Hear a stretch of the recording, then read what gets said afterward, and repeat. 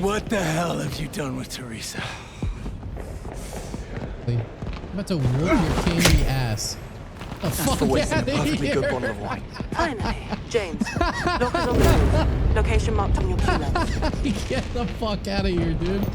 Guys, 007 is back. For those of us who grew up playing GoldenEye on the N64, we've been waiting a long time for something like this. After finishing 007 First Light, I can say I'm pretty satisfied with what we got. Is it perfect? No. Does it have flaws? Yes. Did I just say the same question twice? Yes. But after years of James Bond games being either non-existent or completely forgettable, it's nice to finally have something that actually feels authentic. The atmosphere is great, the environments look great, the story is pretty interesting even though it has some boring moments. The longer I played though, the more the game's flaws started to show. Do that, I'm all yours. What do you say? What? Happy to. My man. You kidding me? Jonty, you're up. Can't believe Go I'm for doing a this. walk. Babysitting the fanboy. Part of it. Why am I stuck walking you and those tiny shorts to the bar to get a set of keys I told them couldn't be got? Just point me and my Why are we shorts in the doing right this? direction. The biggest issue is that the game drags. A lot of your time is spent sneaking around, searching for random items, looking at photos, notes, and objects around the environment that don't really add much to the experience.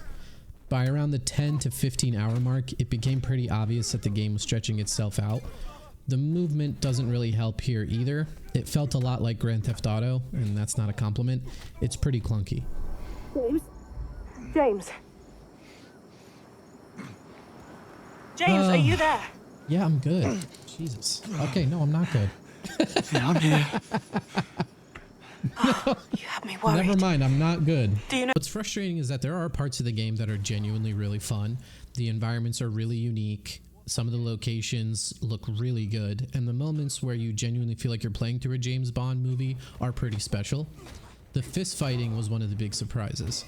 It's really basic, but still very satisfying when you grab someone, throw them into the wall, or throw a bottle at them. Chaining everything together never really gets old. The shooting is very fun too, but the game barely lets you do it. Whenever I was actually allowed to use weapons, that's when I was having the most fun.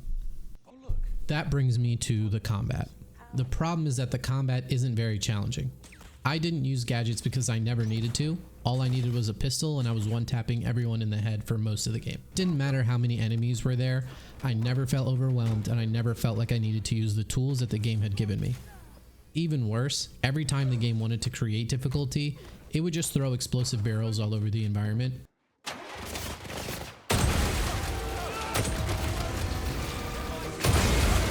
There would be a huge group of enemies and the game would basically bail you out by giving you a giant red barrel to shoot.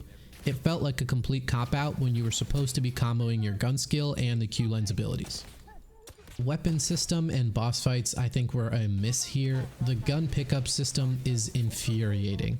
I'd run out of ammo, pick up another gun, shoot the 5 or 6 bullets in the clip, run out again, and then spend the middle of a firefight scrambling around looking for another weapon on the ground while people were shooting at me. It wasn't tense, it was just really annoying. When it comes to the boss fights, one particular comes to mind. With one of the Murtaugh brothers, it was just an example of the game getting in its own way. I could literally sneak up right behind him, but the game wouldn't let me hurt him. Instead, you have to trigger a trap before the game finally decides, okay, now you're allowed to do damage to him. It didn't make the fight harder, it just made it feel artificial and jumping through a hoop to get what you needed to get done. Now, we all know that the villains in James Bond are just as important as James Bond himself, and here I think unfortunately they were another missed opportunity. I'm honestly tired of the generic XYZ Corporation being the villain in every game. They had an opportunity to make someone memorable, and instead we got Sir Nicholas Webb and Damien. I could not care less.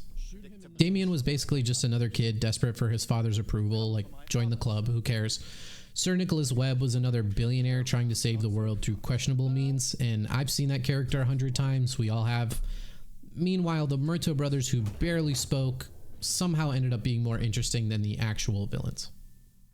So, to wrap up, that's kind of where I'm at. I think it's good. I enjoyed it. The story is solid. The environments are solid. The game runs well, and outside of a few minor character glitches, I didn't run into any major bugs, but I don't think that it's great. More importantly, I can't recommend it for $70. And I'm not saying that every $70 game needs multiplayer. I'm not saying that every $70 game needs hundreds of hours of content. A great single player story can absolutely be worth the price. I just don't think that this one is. Once I finished it, I had no real desire to go back. There aren't enough meaningful choices, open world systems, or collectibles that make me want to go through another playthrough. It feels just a little too linear and restrictive for that. For me, I'd say this is a, ironically, 7 out of 10. At $40, I'd recommend it. At $50, maybe. At $70, I'm having a hard time recommending it to someone unless they're a die-hard James Bond fan. For everyone else, I'd wait for a sale. And that's the end. I appreciate everyone for sticking around and watching to this point. Again, if you don't follow the Twitch, Instagram, YouTube, and TikTok, all the links are in the bio in the description. And I'll see you next time. I thought you'd never ask.